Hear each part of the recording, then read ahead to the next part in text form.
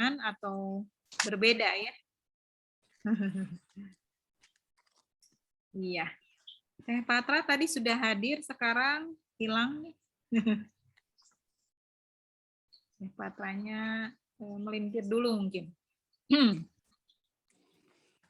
Boleh sambil kita berkenalan juga. Oh, semoga barengan, iya.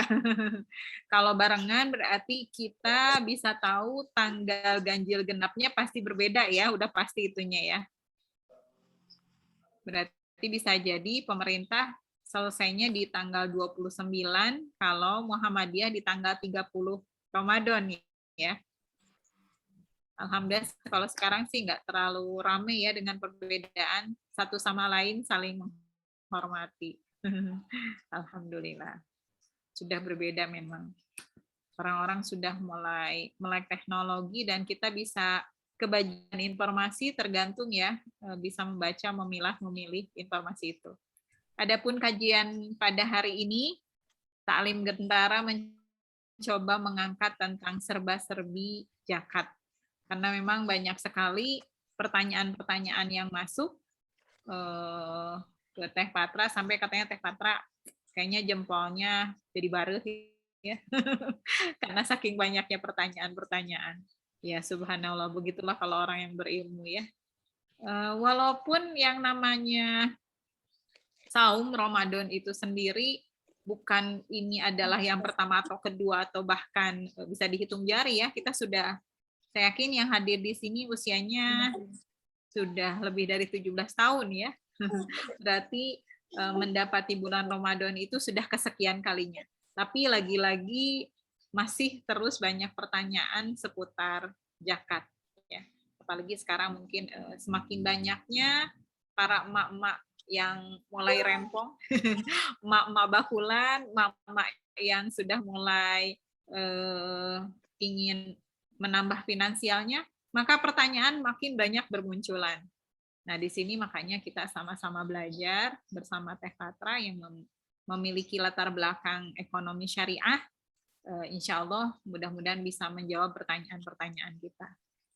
Ya, tanpa berpanjang lebar kita buka saja pengajian kali ini Taklim Gentara dengan mengucap basmalah. Bismillahirrahmanirrahim. Innal hamdalillah nahmaduhu wa nasta'inuhu wa nastaghfiruh wa na'udzubillahi min syururi anfusina wa min sayyiati a'malina may yahdihillahu fala mudhillalah wa may yudhlil fala hadiyalah. Asyhadu an la ilaha illallah wa asyhadu anna Muhammadar Rasulullah. Mari sama-sama berdoa untuk belajar. Rabbi zidni ilman warzuqni fahman. Mudah-mudahan Allah memberikan keriduannya, memberikan keberkahannya, karena kita yakin dengan belajar ini adalah salah satu jalan mudah untuk menuju surga. Kabarnya surga itu kan dari jauh saja sudah tercium baunya, makanya kita menginginkan keasikan itu ya. Kita buka saja, boleh semuanya dibuka mic-nya untuk sama-sama kita tilawah barengan saja ya, biar dapat pahala. Kita membaca surat ibunya surat, kita membaca surat Al-Fatihah ya. Ya, kita sama-sama boleh dibuka mic-nya semuanya. Teh Nurul, boleh dibuka mic-nya. Teh Febri, Teh Cynthia ya. Teh Vita, Teh Pipi, Teh HCL boleh dibuka mic-nya. Teh Intan, Teh Dina, Teh Fani, Teh Siti Saidah, Teh Rina, Teh Indah Putri, Teh Nini juga, Insani, A-nya apa nih? Teh Ira, Teh DJ, Teh Patra, mari kita sama-sama mengucap, membaca Al-Fatihah. Sama-sama ya. Bismillahirrahmanirrahim.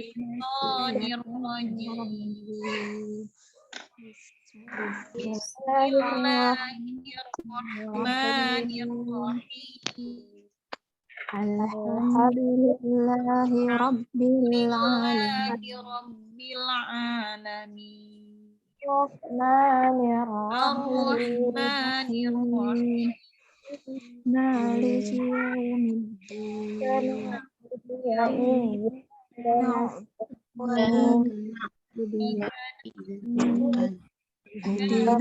الصراط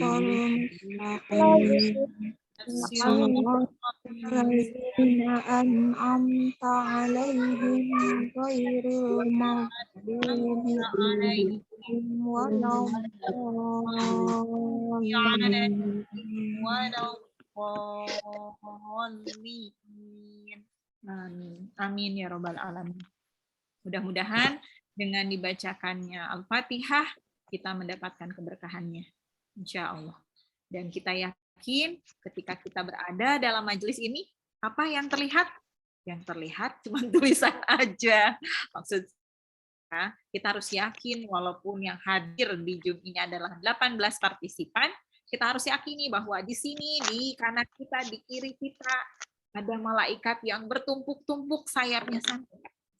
Saya suka ingat ya, ada seorang ustadz yang mengatakan bahwa memang betul ya di hadis qudsi juga ketika ada sebuah majelis seperti ini, malaikat itu saling manggil gitu, sini sini gitu. Kalau kita kan kadang-kala buat saya aja gitu ya. Nah kalau malaikat itu saling manggil-manggil, sini sini sini di rumahnya Teh Nurul gitu ya, di rumahnya Teh Dina, di rumahnya Teh Intan lagi ada kajian, karena kan itu rumahnya masing-masing ya, ada kajian gitu. Oh gitu, jadi malaikatnya saling manggil-manggil tuh, dan kalau sudah manggil-manggil mereka itu akan bertumpuk-tumpuk sayapnya itu sampai ke ars.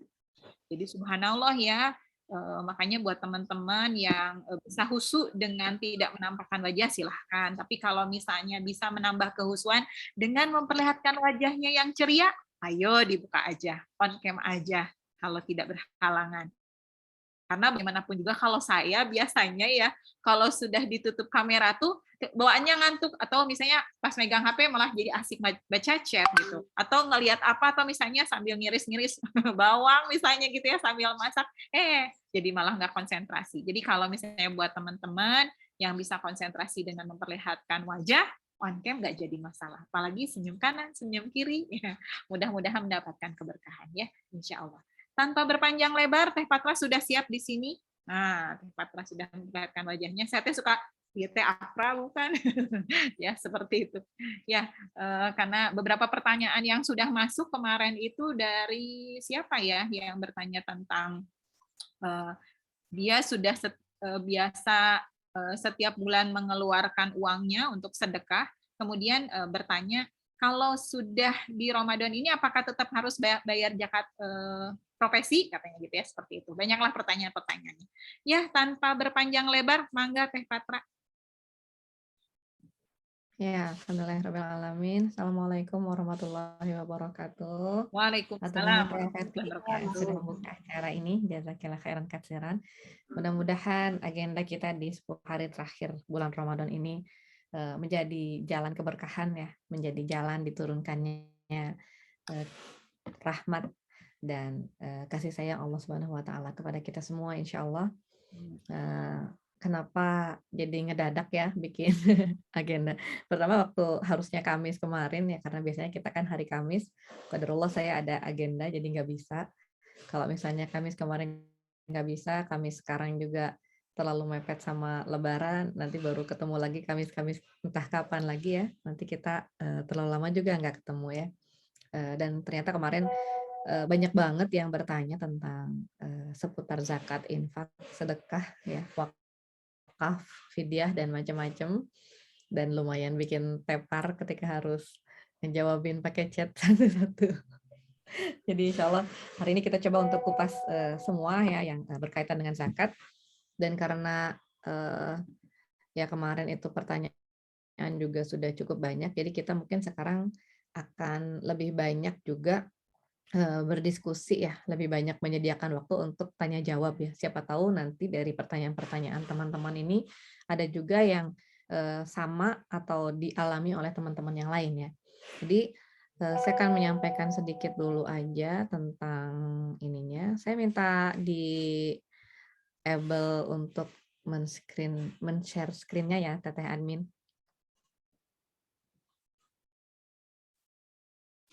Sudah bisakah? Oke ya. Nah, ini ya. Jadi Simpel aja sih sebetulnya ya tentang zakat itu. Pada hakikatnya Allah Subhanahu wa taala memberikan kepada kita sebuah perintah ya untuk apa namanya? Allah Subhanahu wa taala memberikan kepada kita sebuah perintah untuk membelanjakan harta kita ya. Karena di dunia ini Allah Subhanahu wa taala memberikan kepada kita ya harta, memberikan kepada kita titipan amanah yang kesemuanya itu sebetulnya memiliki dua apa namanya dilakukan untuk menyelesaikan tugas kita ya sebagai abdillah dan sebagai khalifah ya di muka bumi. Jadi sebetulnya harta yang dititipkan oleh Allah Subhanahu wa taala kepada kita itu tujuannya supaya kita itu punya fasilitas untuk menyelesaikan tugas kita gitu ya. Jadi kita lihat betapa luar biasa baiknya Allah Subhanahu wa taala ya. Istilahnya kayak orang tuh ngasih kesempatan kerja ya, udah kasih modalnya, udah ngasih kesempatan kerjanya.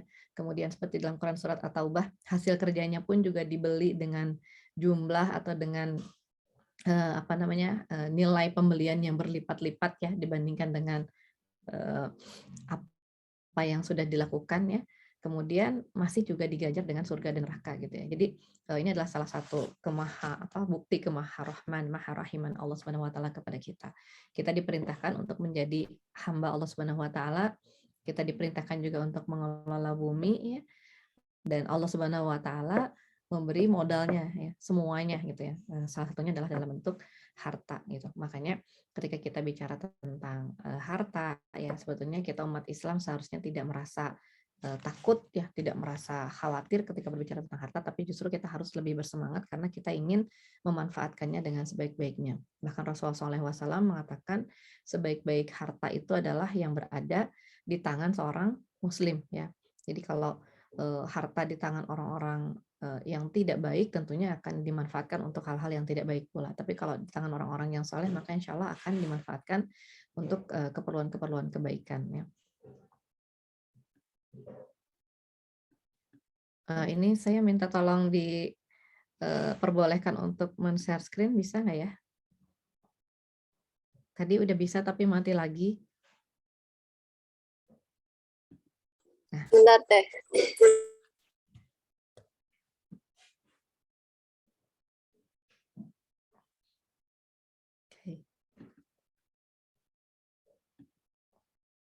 Nah, hakikatnya ya infak itu ada dua macam ya. Ada infak yang wajib ya, ada infak yang sifatnya sunnah ya. Sebetulnya ada lagi sih ya infak yang batil ya. Kalau dalam Al-Qur'an tuh Allah suka mengatakan innallazina kafaru yunfiquna amwalahum fi sabilit tagut, misalnya infak di jalan tagut ya. Atau misalnya orang-orang yang berinfak dalam kebatilan gitu ya. Ini menunjukkan bahwa ada sih infak-infak yang batil, infak-infak yang dikeluarkan, dibelanjakan tidak sesuai dengan apa yang diperintahkan oleh Allah Subhanahu wa taala. Bahkan sebaliknya ya, untuk menentang atau untuk melawan Allah Subhanahu wa taala. Tapi kita tentunya nggak akan bahas itu. Jadi yang mau kita bahas tentunya yang terkait dengan kewajiban tadi kita sebagai seorang muslim, yaitu infak yang wajib dan infak yang sunnah ya. Apa sih bedanya wajib sama sunnah? Yang namanya wajib itu kalau tidak dilakukan maka dia berdosa ya. Jadi beda dengan yang sunnah. Ini soalnya banyak banget ya pertanyaan-pertanyaan semacam, Teh saya sudah sedekah, apakah saya harus zakat lagi gitu ya? Teh apakah sedekah saya yang kemarin-kemarin sudah bisa dianggap zakat? Atau misalnya Teh apakah kalau saya zakat saya bisa gunakan dananya untuk wakaf misalnya gitu, atau misalnya ini pertanyaan-pertanyaan seperti ini ya yang memberikan suatu informasi bahwa kita perlu memahami lebih dalam lagi bahwa ada infak yang sifatnya wajib dan ini adalah sesuatu yang sudah ditetapkannya jumlahnya, ditetapkan kadarnya oleh Allah Subhanahu wa taala. Kemudian ada infak yang sifatnya sunnah ya, yang sukarela, yang bisa diberikan atau tidak ya, dan tidak menjadikan kita berdosa kalau kita tidak mengeluarkannya. Nah, infak yang wajib ini, yang besar ini ada 4 jenis ya. Yang pertama disebut sebagai zakat, ini yang menjadi salah satu rukun Islam. Nah, kemudian ada yang namanya nafkah ya. Nafkah itu diberikan oleh seorang suami atau seorang laki-laki kepada orang-orang yang berada di dalam tanggungannya ya. Jadi istrinya anak-anaknya sampai ke bawah. Jadi anak-anaknya, cucu-cucunya, buyut-buyutnya itu semua adalah tanggungan ya. Kemudian ke atas itu orang tuanya, kemudian kakek neneknya, terus ke atas kalau masih ada itu menjadi tanggungan nafkah seorang laki-laki tersebut ya. Kemudian nazar ini adalah infak yang wajib dikeluarkan terkait dengan sesuatu yang kita janjikan gitu ya. Misalnya kalau kita bernazar kalau bisa khatam saum 30 hari bernazar akan infak bla bla bla bla, maka infak itu hukumnya menjadi wajib gitu ya. Nah, kalau tidak dilaksanakan maka kita harus membayar denda atau kifarat gitu. Nah, kemudian ada yang namanya fidyah.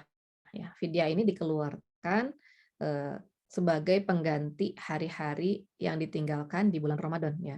Jadi kalau teman-teman yang sedang hamil atau sedang menyusui kemudian tidak memungkinkan untuk menggantinya dalam waktu dekat, maka direkomendasikan untuk membayar fidyah ya. Jika misalnya mau hamil menyusui sudah 7 tahun berturut-turut hamil menyusui ya, kayak TVT zaman dulu gitu nggak? Nah, itu diperbolehkan untuk membayar fidyah ya, maksudnya tidak harus mengganti saum yang ditinggalkannya. Kan kita bisa bayangkan ya kalau sampai 7 tahun berturut-turut kali 30 hari itu sampai 210 hari kayaknya mabok juga ya gantinya, dan insya Allah Islam sendiri juga tidak sesulit itu. Jadi itu 12 kita tahun bayarkan ya. fidyahnya. Iya, juga untuk orang-orang yang sakit yang tidak tahu kapan sembuhnya dan tidak memungkinkan untuk melaksanakan ibadah saum, juga untuk orang tua ya, kan kalau orang tua yang sudah tidak bisa saum dia tidak mungkin akan jadi muda lagi kemudian jadi bisa melaksanakan saum apalagi mengganti gitu ya.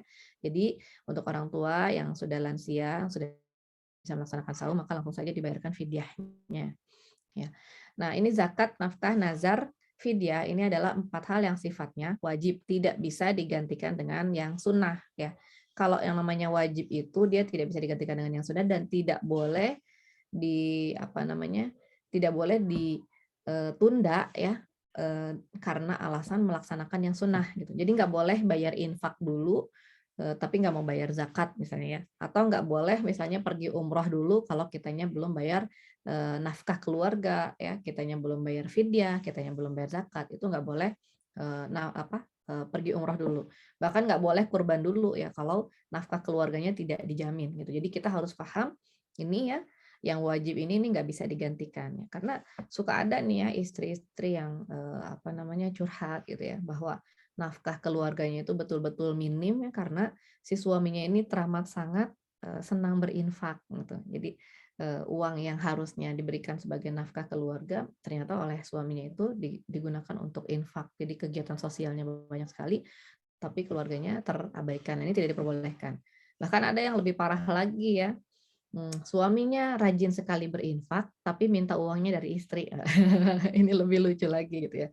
Jadi ketika si istrinya ini nggak dapat nafkah dari suaminya karena si suaminya rajin sekali berinfak ya, si istri akhirnya bekerja gitu ya. Si istri akhirnya mencoba untuk berpenghasilan sendiri untuk menopang keluarganya. Ketika si istri ini udah punya uang sendiri, udah berpenghasilan, dengan bodornya si suaminya minta duit istrinya itu buat infak sambil ngancem, sambil menghina gitu ya. Kalau kamu tidak mau berinfak, maka kamu adalah istri yang durhaka gitu ya. Kamu tidak solihah. Oh, itu udah kacau sebetulnya ya pemahaman-pemahaman seperti itu. Makanya kita harus paham yang namanya wajib itu nggak bisa ditunda ya dan nggak bisa digantikan dengan yang infak. Nah, baru nanti kita ngomongin infak yang sunnah ya. Infak sedekah ini adalah pemberian sukarela yang bisa kita berikan sebagai bantuan atau pemberian yang ma'ruf kepada orang yang membutuhkan ya. Di sini ada kata-kata sodako itu seperti dalam Quran surat Al-Baqarah ya. Sodako itu harus ma'ruf ya. Artinya harus disertai dengan kata-kata yang baik ya, disertai dengan niat yang baik.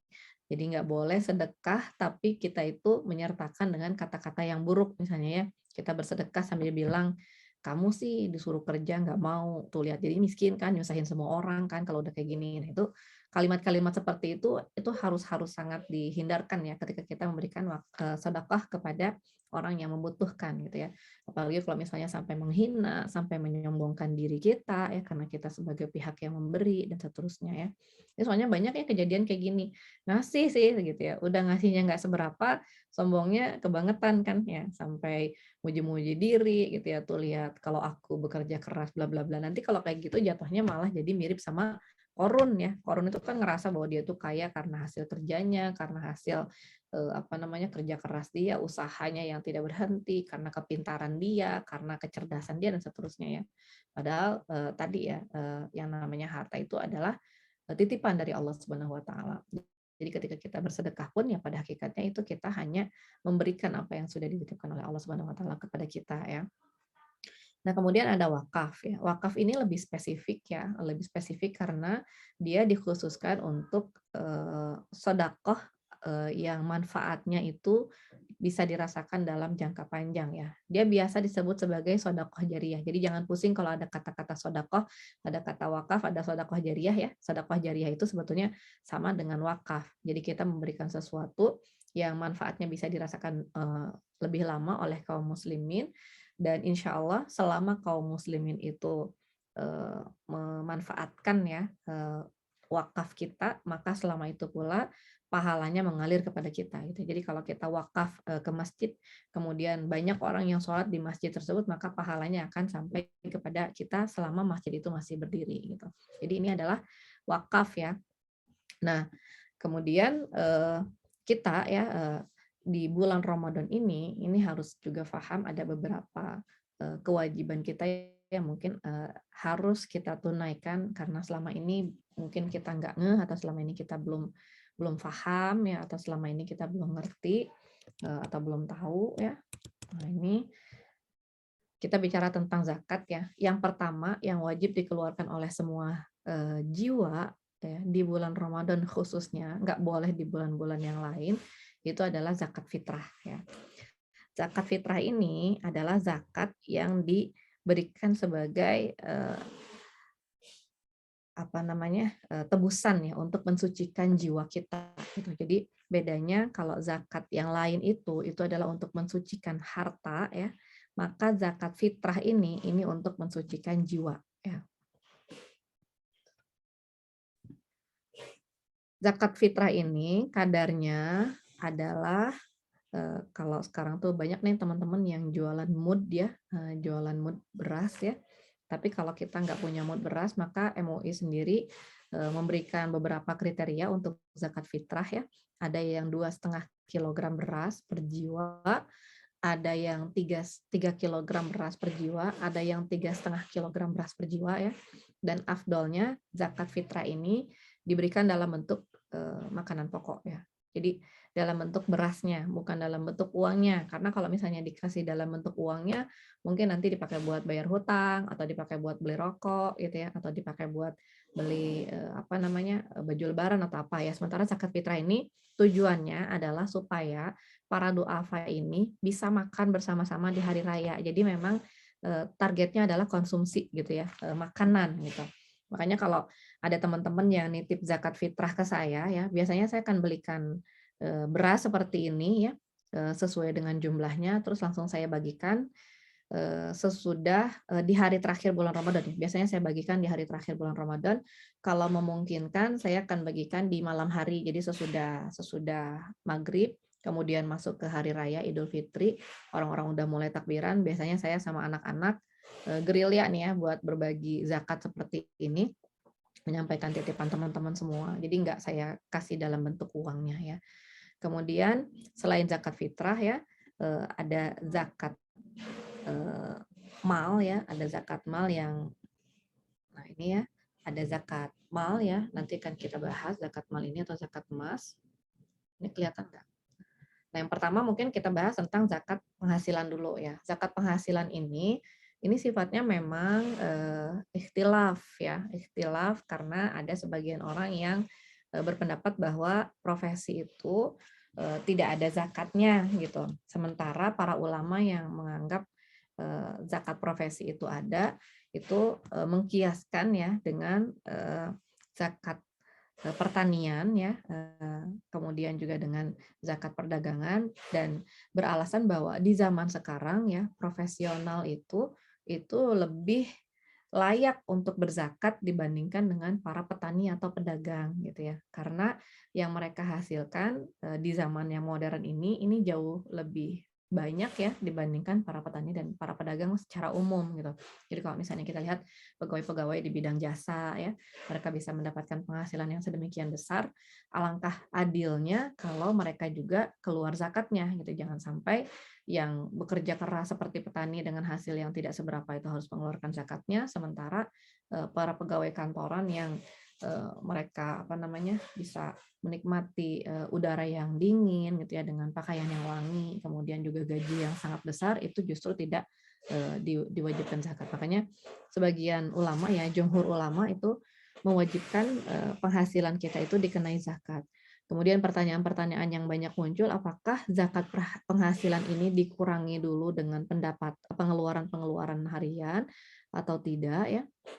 Maka saya berpendapat bahwa zakat penghasilan ini dikeluarkan dari penghasilan bruto ya, sebelum dikurangi oleh oleh pengeluaran-pengeluaran. Karena biasanya orang kalau sudah menghitung pengeluaran itu nggak ada sisanya gitu ya. Jadi nggak akan mungkin sampai ke nisab gitu. Karena berapapun penghasilannya, orang itu cenderung kekurangan ya. Mau dikasih penghasilan UMR dia kurang, mau dikasih penghasilan 5 kali UMR masih juga ngerasa kurang gitu ya. Yang mendapatkan penghasilan sampai beratus-ratus kali UMR pun juga banyak yang merasa kekurangan gitu ya. Saya ingat banget dulu di zaman saya masih muda banget ya, dulu ada seorang direktur bank dengan gaji 60 juta ya. Zaman dulu 60 juta tuh gede banget. Sekarang juga masih lumayan ya gede ya, tapi zaman dulu tuh gede banget gitu ya. Nah, dia itu anaknya di Australia ya gitu, dan si istrinya ini merasa perlu untuk menengok anaknya sebulan sekali atau sebulan 2 kali gitu ya. Terus dia ngeluh gitu ya, masa gaji gue cuma 60 juta katanya. Padahal dulu itu zakat penghasilan itu nisabnya kalau nggak salah masih sekitar 3 atau 4 juta lah. Jadi dia tuh punya penghasilan sekitar 20 kali ya, 20 kali nisab zakat profesinya. Dia bilang seperti itu. Kalau kayak gini, saya jadi menzalimi keluarga saya, dia bilang. Dengan gaji yang cuma 60 juta itu yang nggak cukup dipakai buat bolak-balik Australia setiap bulan. Ya, jadi dia jadi merasa menzalimi keluarga saya gitu ya. Ini menunjukkan bahwa berapapun penghasilan kita, kalau kita tunggu sisanya itu jadi nggak ada gitu ya sisanya, dan nggak cukup untuk bayar zakat. Makanya saya biasanya cari aman aja, saya rekomendasikan untuk keluarkan zakat itu dari brutonya saja. Toh jumlahnya juga cuma 2,5% ya. Jadi sisanya itu masih 97,5%. Jadi kalau misalnya teman-teman punya penghasilan 100 juta rupiah, jangan lihat 2,5 juta yang harus dikeluarkan untuk zakat ya. Tapi ingat bahwa kita masih punya 97,5 juta sisanya gitu. Dan ini masih lebih enak sebenarnya ya kalau tadi teman-teman di grup kajian rutin yang grup 2 itu ngebahas tentang pajak ya. Pajak itu bisa sampai ada yang 10%, yang paling sedikit ya ada yang 15%, ada yang 20% gitu, dan itu dipotong tanpa tedeng aling-aling ya. Saya ngerasa sendiri ya. Sampai suami saya bilang, "Umi selama ini pakai NPWP Abi ya?" Saya bilang, "Iya, kan dulu Abi waktu Umi mau bikin NPWP Abi bilang jangan," katanya. Wah, bisa gawat gitu ya kalau sampai nanti kehitung, kepotong segala macam gitu ya. Nanti dipotong macam-macam, kita bisa kena potongan zakat 30% katanya. Wah, 30% luar biasa sekali gitu ya. Kita suruh bayar zakat 2,5% aja kayaknya udah banyak yang kelimpungannya cuma 2,5% ya. Sementara kalau bayar zakat bayar pajak penghasilan itu bisa sampai 30% ya kalau progresif ya. Udah gitu kita juga masih harus bayar pajak dari sisi-sisi yang lain kan, dari kita belanja barang ya, kita pasti bayar pajak, kita beli makanan 100.000, kita harus bayar 111.000 karena sekarang kan PPN naik jadi 11% ya. Jadi sebenarnya kalau kita harus bayar bayar zakat 2,5% itu cincai lah ya, kita bersihkan, karena kita juga khawatir bahwa dari pendapatan yang kita dapatkan itu ada hak orang lain yang tidak sengaja masuk ke kita gitu ya. Kayak misalnya kita ngantor ya, terus tanpa sengaja di kantor itu ternyata internet kantor kita pakai buat jualan online gitu ya. Tapi kita nggak bagi hasil dong sama kantornya bahwa saya jualan online dapat penghasilan bla bla bla misalnya. Padahal itu internet punya kantor gitu ya. Atau misalnya di kantor kita melakukan aktivitas-aktivitas yang lain yang tidak ada hubungannya dengan apa namanya, dengan akad kita digaji gitu kan. Itu kan berarti kita mungkin ya apa menyebabkan harta atau penghasilan kita itu sebenarnya mengandung uang orang lain. Makanya kita keluarkan 2,5%-nya dalam bentuk zakat ya. Mudah-mudahan dengan cara ini, ikhtiar ini, Allah akan memberikan kepada kita kesucian ya dari harta kita. Nah, ini ada beberapa cara untuk menghitung zakat penghasilan ya. Kalau di sini Ustadz Oni menghitungnya disetarakan dengan 85 gram emas ya. Ada juga yang menyetarakan dengan hasil sewa ini senilai 653 kilogram beras ya. Jadi kalau teman-teman di PKS itu biasanya ngambilnya yang 7,5 juta rupiah per bulan ya, karena disetarakan dengan 520 kilogram beras atau 653 kilogram gabah ya. Nah, dengan 7,5 juta per bulan ini ya, maka orang-orang yang memiliki nisab ya, memiliki penghasilan di atas nisab itu harus mengeluarkan zakatnya 2,5%. Dan ini bukan hitungan gaji pokok, tapi seluruh pendapatan yang dihasilkan gitu ya. Jadi kayak misalnya saya punya usaha nih dari coklat, saya jualan buku juga, saya juga punya penghasilan dari apa namanya dari pekerjaan-pekerjaan yang lain gitu ya. Maka semua penghasilan saya itu saya gabungkan, kalau misalnya lebih dari nisab maka saya keluarkan zakatnya 2,5% gitu.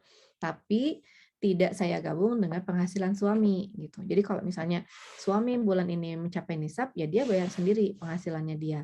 Saya tidak mencapai nisab bulan ini, ya saya nggak usah bayar bulan ini gitu. Jadi masing-masing ya, masing-masing dibayarkan secara individual, tapi apa jumlahnya itu adalah jumlah keseluruhan. Jadi seperti teman-teman misalnya ya, teman-teman sekarang punya penghasilan di bawah nisab misalnya ya, penghasilannya hanya 6 juta misalnya, tapi tahun ini bulan ini karena ada THR ada tambahan penghasilan bulan ini jadi mencapai 12 juta atau 15 juta rupiah, maka bulan ini harus mengeluarkan zakatnya 2,5%. Kalau bulan depannya balik lagi ke 6 juta, ya bulan depan nggak usah keluarin zakat lagi gitu. Jadi setiap 1 bulan kita mendapatkan penghasilan lebih dari nisab, maka dikeluarkannya zakatnya 2,5% gitu. Atau misalnya seperti teman-teman yang jadi pegawai atau jadi guru misalnya ya, gajinya 4 juta rupiah, tapi kemudian sampingannya banyak, ngajar privat juga gitu ya, kemudian jualan buku juga gitu ya, kemudian apa namanya bikin usaha-usaha lain juga, sehingga penghasilannya lebih dari nisab, itu digabungkan semuanya dan dibayarkan 2,5%. Cara membayarnya yang paling mudah adalah ketika kita mendapatkan pendapatan itu gitu. Jadi kalau misalnya kita digajinya bulanan, lebih baik langsung dipotong itu setiap bulan. Ada juga sih temen yang kekeh ya nunggu di bulan Ramadan gitu ya, nunggu di bulan Ramadan untuk mendapatkan keberkahan infak dan sedekah di bulan Ramadan. Cuman akhirnya jadi keder itu karena ternyata jumlahnya jadi besar gitu ya. Kayak misalnya ada orang punya penghasilan 10 juta rupiah, harusnya dia bayar zakat cuma 250.000 sih setiap bulan. Tapi karena nunggu-nunggu disatuin di bulan Ramadan, akhirnya dia harus bayar 3 juta rupiah ya. Pas mau dibayar, loh kok jadi gede ya gitu ya, jadi 3 juta gitu. Kan akhirnya jadi kerasa ya. Nah, makanya lebih baik dibayarkan ketika mendapatkan penghasilan gitu. Jadi langsung dipotong. Kalau misalnya teman-teman dapat penghasilannya mingguan, ya bisa dipotong mingguan juga gitu ya. Atau kayak misalnya ada kasus yang seperti kemarin dikonsultasikan, dia di pasar dapat penghasilannya harian, mungkin lebih enak kalau dipotongnya setiap hari aja gitu ya. Jadi dari sekian yang dia apa namanya yang dia bawa pulang itu misalnya dia dapat sehari itu 1 juta rupiah, maka keluarkan 25.000 rupiah aja setiap hari itu untuk dizakatkan kepada orang yang membutuhkan ya. Jadi boleh misalnya kita carikan makanan gitu ya, kita belikan nasi bungkus atau apapun juga. Jadi memudahkan kita supaya tidak terasa berat ya mengeluarkan zakat itu. Nah, kemudian ini buat teman-teman yang jualan ya, yang jualan online. Ini ada harta dagang ya. Cara menghitungnya adalah setahun sekali ya. Jadi kalau untuk yang punya niaga atau perusahaan ya, kayak usaha jualan gitu ya. Nah, ini dihitungnya setiap tahun ya.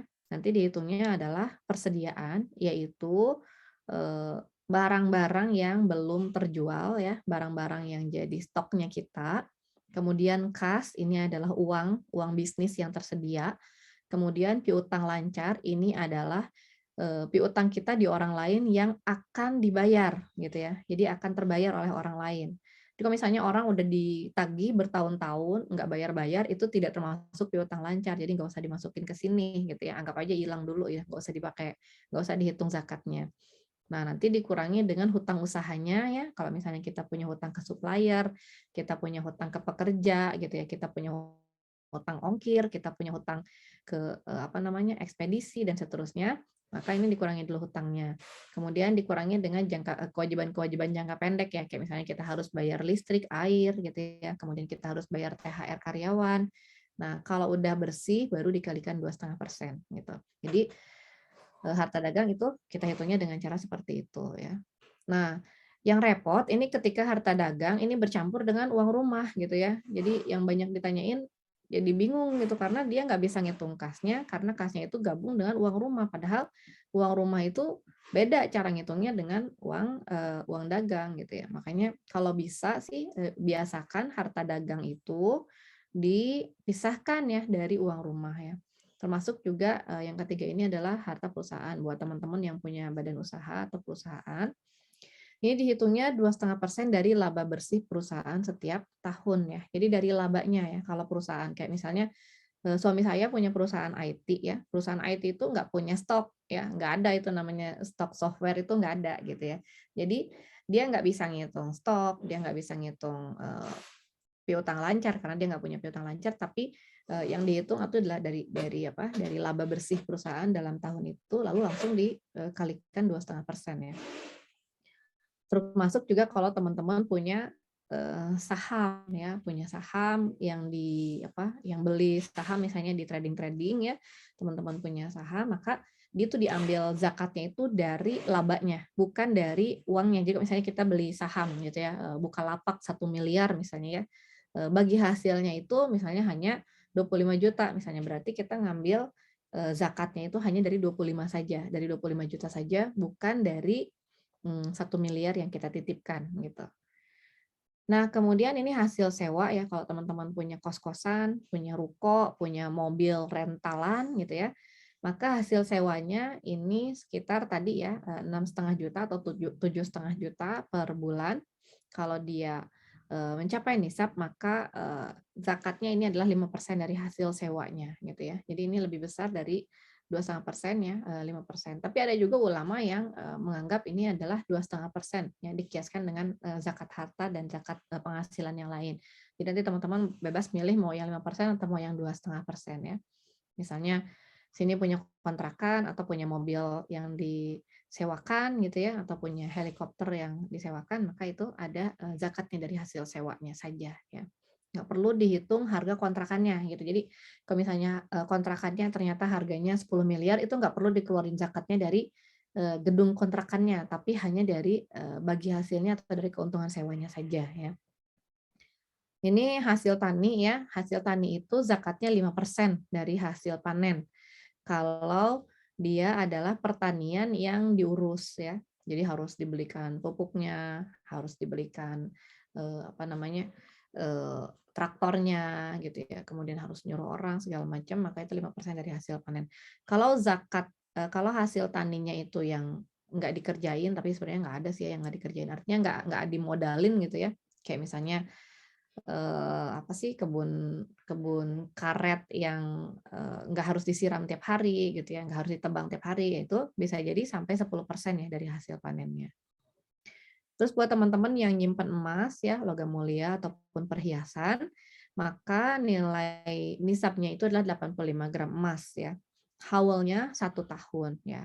Jadi kalau teman-teman punya perhiasan, nanti perhiasan itu dikonversi dulu ke LM-nya ya, ke harga emasnya. Kalau misalnya emas perhiasan kita itu hanya 70% ya, kita punya 100 gram, maka hitungannya adalah 70 gram karena yang dihitung itu benchmark-nya itu dari harga LM-nya gitu ya, dari logam mulia yang 100%.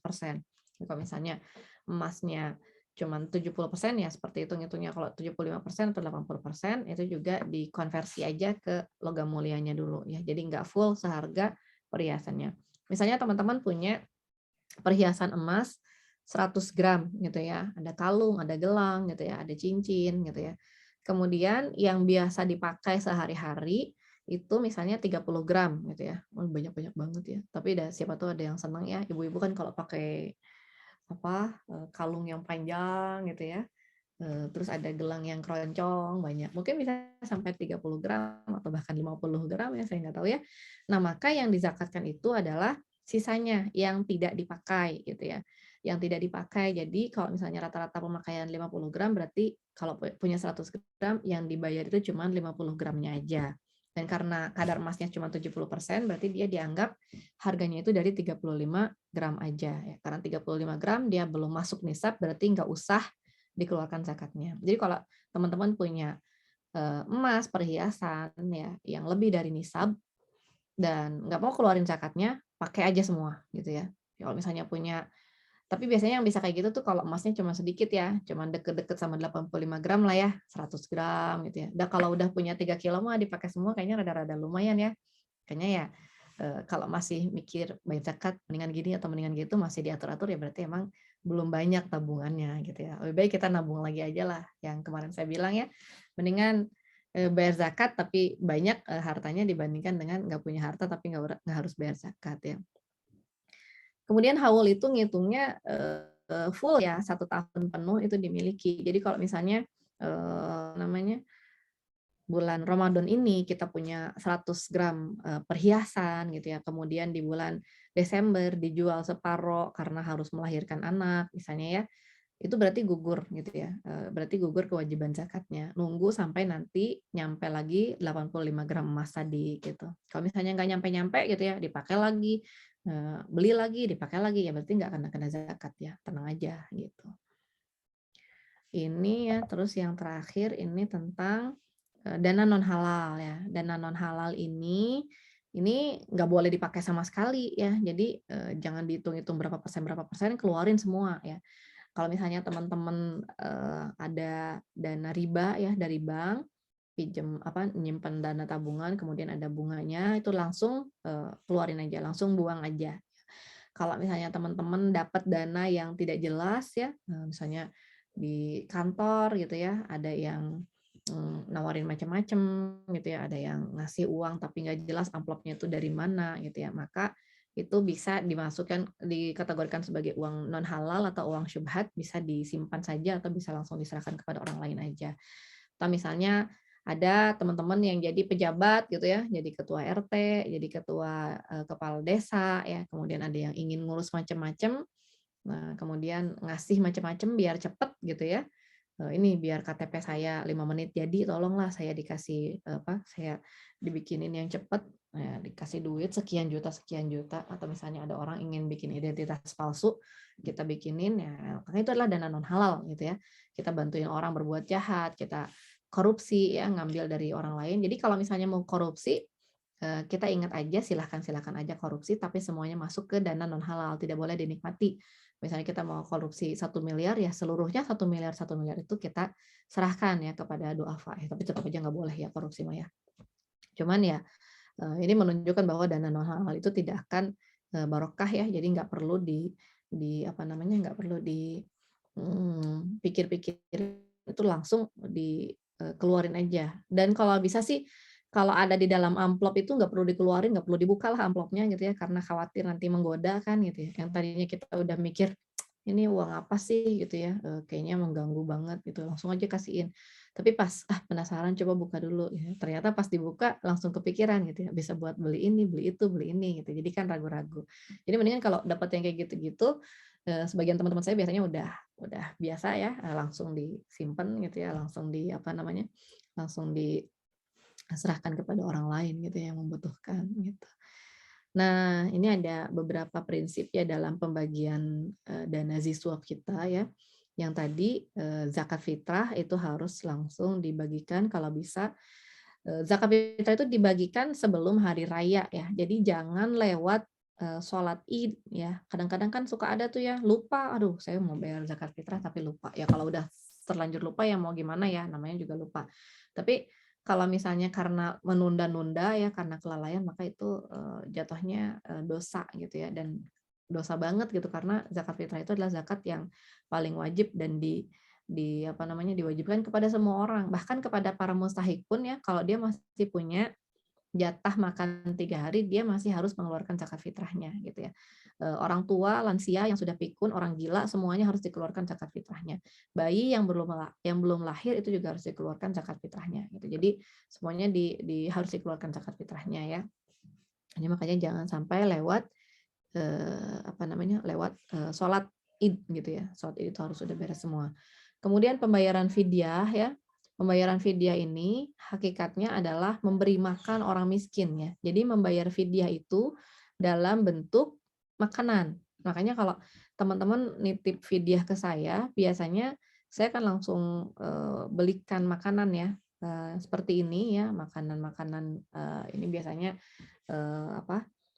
dibuat dari dana-dana fidyah ya, kemudian juga bisa dalam bentuk nasi box seperti ini. Biasanya saya akan sesuaikan ya, kalau misalnya orang nitipnya 35.000, saya beliin nasi box yang 35.000. Kalau orang nitipnya yang 50.000, saya beliin nasi box yang 50.000 dan langsung saya berikan di bulan Ramadan itu juga gitu, karena ya sebisa mungkin itu bisa langsung menggantikan saum si orang yang fidyah tersebut ya di bulan itu juga, jadi nggak nunggu sampai nanti-nanti gitu ya. Ini jadi langsung dibagikan dalam bentuk makanan, bisa dalam bentuk makanan matang seperti nasi box ini, tapi bisa juga dalam bentuk sembako gitu. Jadi biasanya kalau nggak saya beliin makanan, itu beliin sembako. Kalau misalnya saya dapat titipan fidyah dari teman-teman di luar negeri, biasanya saya beliin sembako karena mereka biasanya duit makannya gede ya, kalau dihitung ke konversi Indonesia itu biasanya jadi gede gitu ya. Jadi kayak satu paket itu bisa 75.000 ya. Kalau dibikin nasi box kan buat orang duafa tuh sebetulnya sayang ya 75.000. Jadi saya minta izin biasanya dibelikan sembako. Lumayan 75.000 tuh bisa dapat beras berapa kilo ya, bisa dapat minyak sekian liter, gula gitu. Jadi bisa lebih bermanfaat juga buat si duafanya itu gitu ya.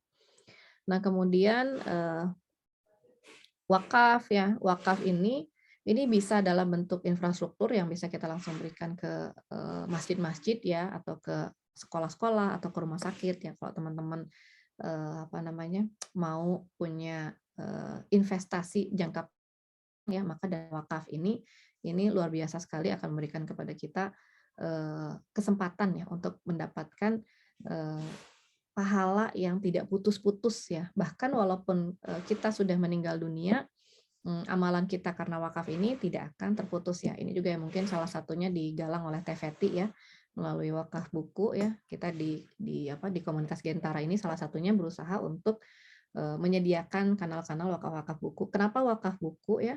Karena banyak banget ya di belahan bumi Nusantara sana tuh yang benar-benar nggak punya akses kepada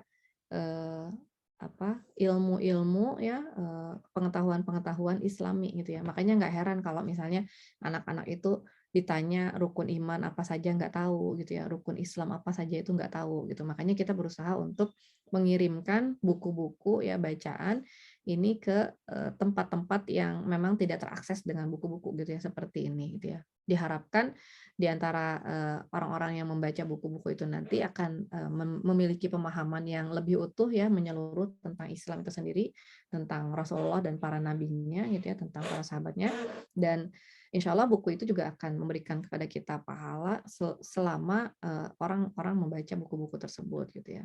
Jadi selain tadi dalam bentuk infrastruktur, dalam bentuk air bersih gitu ya, dalam bentuk rumah sakit dan segala macam ya, ini yang termasuk yang paling ringan yang bisa kita lakukan adalah wakaf dalam bentuk buku ya. Dan wakaf ini tidak bisa menggunakan uang zakat gitu. Jadi dana wakaf itu harus berbeda dengan dana zakat gitu ya. Kalau dana zakat itu tadi ya diambil dari harta yang yang disisihkan dari bagian harta kita. Jadi dana zakat itu bukan uang kita sebetulnya ya. Kita itu nggak jadi orang baik karena kita itu mengeluarkan zakat. Zakat itu adalah mengeluarkan hak orang lain yang kebetulan nyangkut di dalam harta kita. Nah, kalau kita ingin jadi orang baik, kita perbanyak infak dan wakaf gitu ya. Kita ingin jadi orang baik ya, dana kita pribadi ya itu yang kita keluarkan di infak sukarela dan dana wakaf tadi gitu ya. Nah, itu sih mungkin ya prolognya. Maka kalau ada yang mau menyampaikan atau menanyakan sesuatu boleh ya. Iya Teh, di sini sudah Tanyakan ya. banyak chat yang masuk. Mm-mm, Tapi kalau misalnya ada yang raise hand, boleh raise hand dulu? boleh. Enggak? Sambil Atau nunggu yang langsung raise hand aja? bisa yang dari chat dulu aja ya. Ya. Yang pertama ini, apakah boleh zakat itu ke orang terdekat dulu teh, seperti orang tua, di mana kita tidak menafkahi mereka sehari-hari, seperti suami menafkahi istri dan anak. Ya. Nah, orang tua ya, terutama yang membutuhkan itu jadi tanggungan anaknya. Salahnya anak itu kalau dia sampai tidak menafkahi orang tuanya gitu ya. Justru harusnya dia menanggung kedua orang tua tersebut gitu. Apalagi kalau misalnya si orang tua itu memang membutuhkan ya. Jadi tidak boleh orang tua itu mendapatkan harta zakat, tapi harus ditanggung nafkahnya oleh si anak ya. Tapi kalau mertua ya, jadi si suami ini memberikan zakatnya kepada orang tua istri, maka itu diperbolehkan karena orang tua istri pada hakikatnya bukan tanggungan dari suami gitu ya. Jadi boleh seperti itu. Nah, kemudian juga sekalian aja ya, ini biasanya pertanyaan-pertanyaannya, boleh nggak zakat ke saudara, boleh nggak zakat ke apa namanya, ke orang yang terdekat. Nah, zakat itu hanya tidak diperbolehkan kepada anak tadi ke bawah ya saya bilang, kemudian kepada ayah, nenek ke atas, kepada sementara kalau kepada orang lain ya selain itu maka diperbolehkan ya, kepada mertua boleh, kepada saudara sepupu boleh, kepada adik kandung, kakak kandung yang memiliki kebutuhan atau kekurangan itu juga diperbolehkan gitu ya. Jadi selain anak, selain orang tua, selain cucu, selain nenek kakek itu diperbolehkan untuk menerima dana zakat. Bahkan seorang istri bisa memberikan zakat kepada suaminya ya, karena suami itu bukan tanggungan istri gitu. Itu Teh Feti ya. Gitu ya, baru tahu bisa ke suami. Kalau ternyata ini terlewat. Kalau ternyata terlewat zakatnya di bulan-bulan sebelumnya karena salah perhitungan tentang jumlah minimum zakat. Itu bulan-bulan sebelumnya tetap harus dihitung atau gimana? Ya, kalau misalnya karena memang salah hitung ya, ya dihitung aja insya Allah ya. Tapi kalau misalnya emang karena belum tahu ya, namanya belum tahu kan belum dosa ya. Jadi nggak usah dihitung nggak apa-apa. Ya, ya. Saya ada teman perhiasannya 200 gram dan beda-beda untuk dipakai gantian. Oh, ya, untuk menghindarkan dari zakat ini ya, perhiasan ya, Iya, Teh. Kayak gitu ya. boleh sih, Strategi atau tapi yang dihitung tetap rata-rata gitu ya. Rata-rata sehari dia pakai berapa. Walaupun ganti-gantian ya, dia punya satu toko emas, ya tetap dihitungnya rata-rata gitu. Kalau rata-rata dipakainya cuma 20 gram ya tetap yang 180-nya kena zakat. Iya. Yang berikutnya, terkait fidyah karena tidak mampu puasa karena hamil dan menyusui. Siapa yang harus membayarkan fidyahnya, Teh? Misalnya istri mampu. Apakah istri yang harus membayarkan atau tetap kewajiban suami? Ini boleh siapa aja ya, kalau fidyah ini boleh dibayarkan oleh istri, boleh dibayarkan oleh suami, boleh dibayarkan oleh anaknya ya. Kalau lansia misalnya bayarin buat orang tuanya itu boleh. Jadi boleh dibayarin sama siapa aja insya Allah. Izin bertanya, Teh, kalau per bulan sudah mengeluarkan zakat profesi, apakah masih diwajibkan mengeluarkan zakat mal jika jumlah Ya, tabungan yang sudah dipotong zakat profesi per tahun sudah mencapai nisab? ya. Jadi zakat profesi itu berbeda ya dari zakat mal. Kalau zakat profesi itu dia dari penghasilan bulanan itu kita keluarkan. Kalau kemudian nanti ada sisanya, kemudian kita tabungkan, kemudian kita mencapai nisab, kemudian haul 1 tahun, maka kita keluarkan lagi zakatnya gitu ya. Jadi alhamdulillah kita punya kesempatan ngeluarin zakat banyak-banyak ya. Silahkan aja dikeluarkan insya Allah. Ya. Yang berikutnya, Teh. Misal ada yang punya cicilan di bank syariah dalam jangka waktu yang lama. Apakah boleh jika ada rezeki untuk ikut berkurban di tahun di mana dia masih punya hutang ke bank syariah itu? Iya. Jadi hutang yang menghalangi kita untuk berinfak itu hanya hutang yang jatuh tempo saja gitu ya. Kayak misalnya Teteh punya cicilan ke bank syariah, cicilannya 10 juta per bulan ya. Cicilannya selama 15 tahun. Itu nggak perlu dihitung sebagai hutangnya itu 15 tahun kali 10 juta per bulan ya. Tapi yang dihitung hutang itu cuma yang 10 juta yang harus dibayar aja. Kalau misalnya teman kita punya punya apa namanya punya uang nih ya 20 juta. Kemudian dia punya hutang ke bank 10 juta. Kan berarti dia punya sisa 10 juta ya. 10 juta itu dia mau belikan sebagai kambing kurban ya 3 juta misalnya ya. Maka itu diperbolehkan karena hutang yang 10 juta itu udah terbayar. Tapi kalau misalnya dia cuma punya uang 11 juta misalnya ya, terus dia pengen beli kambing kurban 3 juta, tapi dia jadi nggak bisa bayar hutang ke bank yang 10 juta, itu nggak boleh gitu. Jadi tetap harus bayar dulu hutangnya gitu. Yang jatuh tempo bulan itu aja. Oke. Yang berikutnya, kalau untuk wakaf buku, apakah aliran pahalanya terhenti ketika buku itu sudah tidak bisa digunakan, misalnya rusak atau terkena banjir, kebakaran, dan lain-lain? Atau masih bisakah pahalanya mengalir ketika anak-anak itu menjadi anak yang soleh dan mencintai Allah dan Rasul-Nya melalui wasilah buku tersebut? Gimana Teh? Ya, jadi kalau pahala wakaf buku itu dia pahalanya selain karena bukunya dibaca gitu ya, itu juga ada pahala ilmu yang diturunkan tadi gitu ya, ilmu jariah. Jadi insya Allah selama orang yang membacanya kemudian jadi faham Islam, mendapatkan hidayah, kemudian dia menyebarkannya lagi kepada orang lain, insya Allah pahalanya juga akan terus-menerus menyebar ya, Masya Allah ya. Makanya salah satu jalan pintas kita ya untuk memperbanyak pahala itu adalah dengan amalan-amalan jariah tadi. Dan amal jariah itu ada 3 ya, anak yang soleh, ilmu yang bermanfaat, kemudian harta yang diwakafkan gitu ya. Itu. Jadi insya Allah seperti itu. Cara cerdas ya Teh ya. Kan kita kayak gitu berstrategi. Yang berikutnya Teh dari Tehnya. Strategi banget sih. Hitungan pisannya. Bangetnya. Misal Teh gajinya 100 juta per bulan, dikeluarkan zakatnya 2,5% tiap bulan. Dari 97,5 juta itu yang terpakai kebutuhan sehari misalnya 30 juta. Nah, sisanya yang tersimpan itu apakah harus dikeluarkan lagi zakatnya setelah haul 1 tahun? Ya, jadi nanti kalau sudah haul 1 tahun, dia harus dikeluarkan zakatnya gitu ya. Kayak misalnya gini ya, berarti kan ada tabungan ya 67,5 juta per bulan ya. Kemudian kita nabung, besoknya bulan depannya nabung lagi 67,5 juta, bulan depannya nabung lagi 67,5 juta.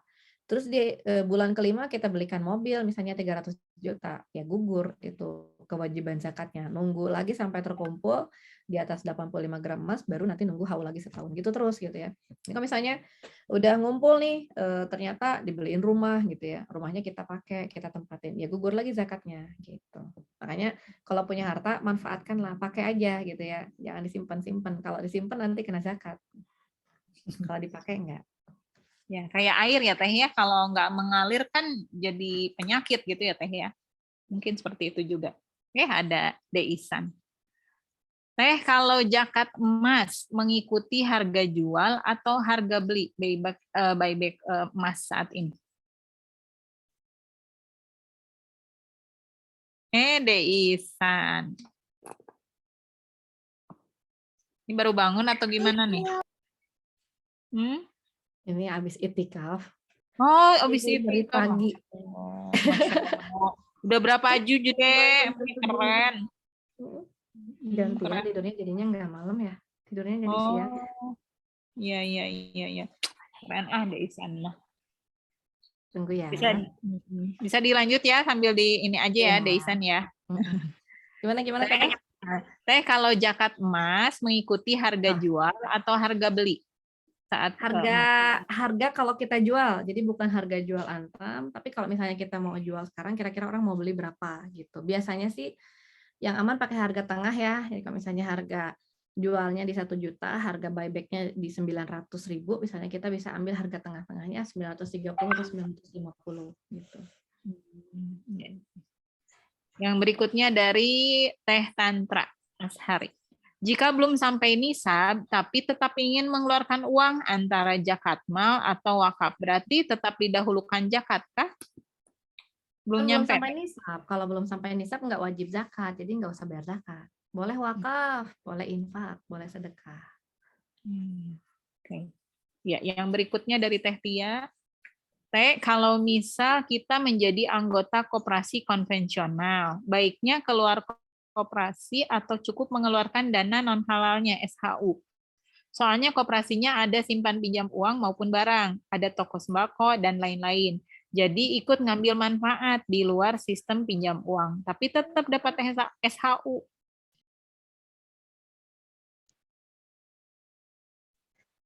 Ya. Tadi dulu. Mau jelasin dulu. Kalau operasi ya, Kalau misalnya kita emang nggak harus jadi anggota koperasi itu, mendingan keluar aja ya. Kalau itu lebih aman dan lebih tentram karena kita juga khawatir tercampur dengan macam-macam. Tapi kalau misalnya kita harus ada di situ, kayak misalnya masuk ke perusahaan dan perusahaannya mewajibkan setiap karyawannya untuk masuk koperasi itu, bisa dikeluarkan dana ribanya aja gitu. Masuk ke dana non halal tadi. Oke, oke. Teh, kalau zakat penghasilan istri yang dikeluarkan tiap bulan dikasihkan ke nenek atau saudara yang kekurangan, boleh? Atau harusnya ke nenek atau saudara itu termasuk nafkah wajib? Nah, tadi ya, nenek itu kan jalurnya ke atas, itu adalah nafkah wajib ya. Kalau saudara ya, apalagi sepupu, apalagi saudara jauh, maka itu boleh jadi objek zakatnya kita, boleh jadi mustahiknya kita ya. Termasuk juga adik kandung, kakak kandung, itu bukan tanggungan kita boleh memberikan zakat kepada mereka gitu. Ya, dari Teh Rina. Teh, kalau kita punya tabungan uang dan emas bertahun-tahun melebihi nisab, tapi bertahun-tahun tidak dikeluarkan zakatnya karena nggak tahu. Dan tahun ini dia berzakat. Apakah untuk zakatnya harus didobel dengan beberapa tahun? Dia tidak berzakat. Misalnya tidak berzakatnya 4 tahun, apakah jadi 4 kali 2,5%? Iya. Kalau memang punya kekuatan keyakinan ya, kalau saya sih saya keluarin semua gitu. Tapi karena pada hakikatnya kalau ketidaktahuan itu tidak menyebabkan kewajiban ya, ya salahnya sendiri buat baca-baca jadi tahu kan ya, jadi aja harus bayar. Coba kalau nggak tahu terus kan nggak harus bayar. Atau kumaha?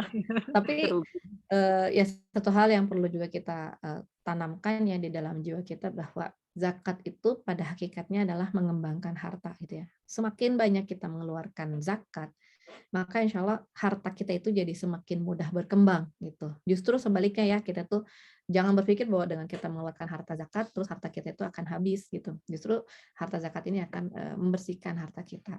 Ya insya Allah yang sebelumnya yang tidak diketahui ya itu tidak wajib dikeluarkan karena memang tidak tahu. Kita mulai dari tahun ini aja. Tapi kalau misalnya ingin mengeluarkan, ya itu insya Allah jauh lebih afdol. Ya. Oke.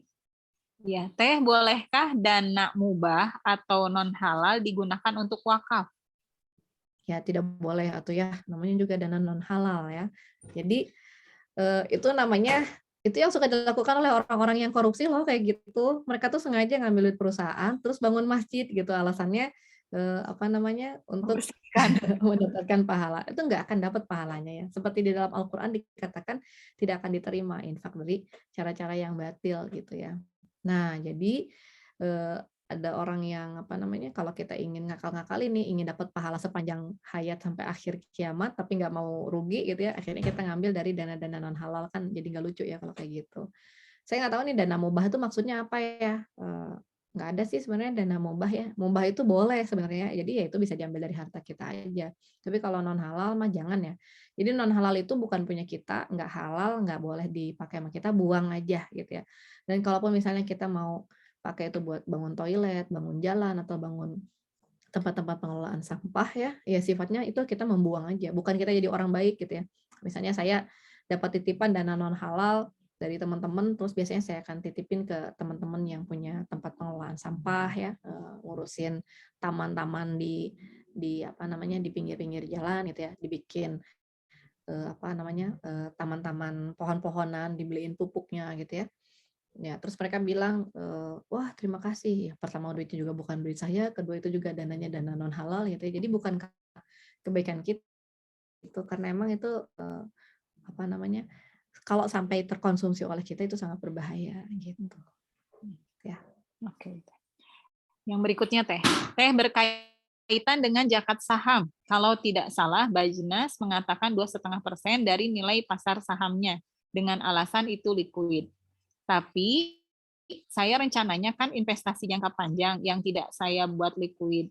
Lalu bagaimana ya Teh? Kalau Teteh sendiri pendapatnya kan 2,5% dari hasil investasinya. Mohon pencerahan sekali lagi Teh. Iya. Jadi kalau saya masih menganggap bahwa dana yang dititipkan di saham itu adalah dana yang diputar ya. Jadi dana itu dimanfaatkan oleh umat ya, dan pada hakikatnya tadi ya zakat itu adalah untuk harta-harta yang diam atau idle. Karena dia dimanfaatkan, memberikan kesempatan untuk memutar perekonomian, memberikan pekerjaan buat orang banyak, maka insya Allah tidak perlu dikeluarkan zakat dari total harga sahamnya, hanya dari bagi hasilnya saja, gitu ya, dari pendapatannya saja setiap tahun. Dia sampai nisab 85 gram emas, maka dikeluarkan zakatnya 2,5%.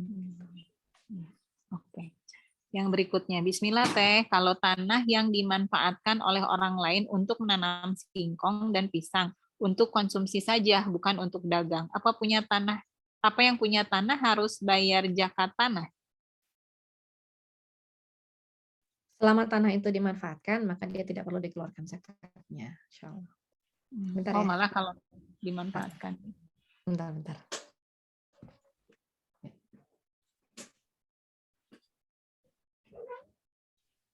Iya. Pokoknya bahasan zakat ini ternyata panjang ya. Ini masih ada pertanyaan sekitar 16 pertanyaan lagi. Mudah-mudahan ada waktu ya. Kalau di Bandung jam 3:09. Ya, makanya kalau dijawabnya pakai chat tuh lumayan banget ya, Feti. Oh iya. Gempor deh. Terus kalau udah dijawab tuh juga suka ada pertanyaan sambungannya kan gitu. Jadi lebih panjang lagi. Ini udah puas-puasin nih. Bisa di-start. Ada rekamannya kan? Ada rekamannya. Iya. Yang berikutnya ya Teh. Teh, kalau rumah yang ditempati itu juga dijakati? Enggak ya. Kalau rumah yang ditempati oleh kita, oleh saudara kita, pokoknya dimanfaatkan, itu tidak dizakatkan. Termasuk juga disewakan ya, ditempatin sama orang, dipakai buat bisnis atau apapun juga, itu tidak dikena zakat. Kena zakat itu kalau misalnya disewakan hanya dari hasil sewanya saja. Oh, hasil sewa. Tapi kalau misalnya rumahnya nggak ditempatin? Kalau rumahnya nganggur, nggak ditempatin, atau dijadikan sebagai bahan investasi, maka itu dizakatkan ya. Misalnya rumah kedua, rumah ketiga, rumah keempat, rumah kelima ya. TVT misalnya beli rumah di Bali 1, di Garut 1, di Tasik 1 misalnya ya. Satu provinsi 1 lah gitu. Walaupun misalnya kadang-kadang dikunjungi, dia tetap statusnya itu simpanan ya, investasi ya, dan nilainya itu jauh lebih cepat berkembang dibandingkan investasi yang lain sebetulnya ya, properti itu, maka lebih adil untuk dizakatkan. Gitu. Yang berikutnya, Teh, gimana kalau seorang pedagang di akhir tahun punya dana cash 200 juta, tapi aslinya punya hutang 300 juta. Hanya belum dibayar karena uang 200 juta ini kan akan digunakan untuk sewa toko, kebutuhan rumah tangga, dan lain-lain. Apakah wajib mengeluarkan zakat? Ya, jadi harus dilihat dulu yang 300 juta ini hutang jatuh tempo atau bukan gitu. Kalau misalnya yang hutangnya 300 juta tapi jatuh temponya 10 tahun lagi, ya nggak ada hubungannya sama yang 200 juta itu gitu. Tapi kalau misalnya 300 jutanya harus dibayar, ya harusnya dibayar dulu aja gitu ya. Baru nanti dipakai buat yang lain-lain. Dari Teh Cynthia. Mau bertanya Teh, saya baru tahu kalau mertua bisa jadi penerima zakat. Kalau selama ini suami saya selalu mengirim uang ke mertua karena memang beliau berpenghasilan. Apakah berarti suami saya ke depannya bisa membayar zakat pada mertua? Ya, jadi kalau gini ya, kalau membayar zakat ini ya, ini kan perkaranya cukup sensitif ya. Nggak semua orang itu mau dikasih uang zakat gitu ya, apalagi orang terdekat kita gitu. Mungkin ada rasa gengsi, mungkin ada rasa menyinggung gitu. Kalau misalnya dikomunikasikan ya, misalnya kita bilang, Pak, Bu, saya punya dana zakat gitu ya. Kalau Bapak Ibu memerlukan, akan saya berikan kepada Bapak. Tapi kalau misalnya Bapak Ibu merasa tidak memerlukan, saya akan serahkan kepada duafa yang lain misalnya gitu ya. Nah ini kita omongin dulu. Soalnya kalau enggak ya khawatirnya jadi itu ya, jadi apa namanya? Jadi menimbulkan salah paham gitu ya, jadi nggak enak, jadi tersinggung gitu. Kalau misalnya mereka nggak keberatan, insya Allah nggak apa-apa ya, kita berikan sebagai dana zakat. Tapi kalau misalnya keberatan, lebih baik jangan. Gitu. Jadi ada akadnya gitu Teh. Kita Teh ketika ngasih tuh nggak hanya zakat itu nggak harus diakadkan ya, cuman tadi karena terutama orang terdekat itu kan apa ya, ada rasa ego gitu ya. Jadi terutama untuk orang tua ya, kita harus menjaga aja lah ya, menjaga adabnya gitu. Kalau orang yang lewat depan rumah kan kita tinggal bilang, Pak ada dana zakat nih mau nggak? Terus dianya pergi nggak akan ketemu lagi nggak masalah gitu kan. justru kadang-kadang mereka datang ke rumah lagi minta dana zakat, bahkan kadang-kadang ada juga yang sengaja gitu ya, ngetok, "Bu, ada uang zakatnya," gitu ya. Nah, kalau orang Yang tua kemarin khawatirnya tadi gitu, jadi nggak enak gitu suasananya kalau kalau dia tahu kita ngasih tapi kok dari uang zakat gitu, kayak yang pelit banget sih. Karena tadi ya, prinsipnya uang zakat itu sebetulnya bukan uang kita, tapi uang orang lain yang ada di kita gitu. Kesannya kita itu ngitung banget sih sama orang tua gitu ya, nggak mau ngasih gitu. Kalau nggak masalah misalnya ya, apalagi kalau nggak ada lagi dananya ya cuma segitu-gitunya buat bayar zakat, ya nggak apa-apa kita kasih ke orang tua. Ya. Iya. Yang berikutnya, kalau dihitung dari pendapatan bulanan, tidak ada kepastian pendapatan bulanan karena sering sekali besar pasak daripada tiang. Ini nyambung kemana ya Teh Nining? Mungkin ini kali ya, kan ada mungkin ya, tapi nggak tahu ini. Kan bisa jadi dalam setahun itu dia nggak masuk nisab kali ya Teh ya, mungkin ya ke situ pertanyaannya. Tapi kalau sebulan ada aja orang yang pendapatannya gede gitu, mungkin gitu ya maksud pertanyaannya. Saya belum paham nih. Mungkin bukan pertanyaan. Cuman Sekedar komen ini aja aja. ya, komen aja.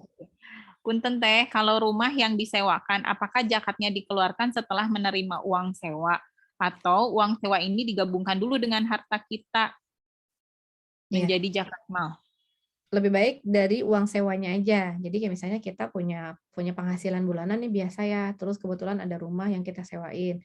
Pas kita sewain rumah itu kita dapat uang dari uang sewanya, itu langsung kita potong ya kalau dia di atas nisab ya, di atas 7,5 juta per bulan atau di atas 85 juta per tahun. Misalnya kita nyewain rumah 100 juta, keluarin dulu 2,5%-nya, baru sisanya masuk ke tabungan. Nanti kalau udah masuk tabungan, dia udah bergabung dengan semua uang tabungan kita, dan nanti akan dihitungkan zakat malnya gitu ya, sesuai dengan perhitungan yang tadi di awal gitu. Yang berikutnya Teh, untuk dana non halal sebaiknya disalurkan kemana? Ya, dana non halal ini ada beberapa macam ya. Yang pertama ini adalah dana riba ya, dana haram ya. Jadi benar-benar dana haram. Oh, Ini ini hanya penerima boleh SHU Teh, SHU dia menerima.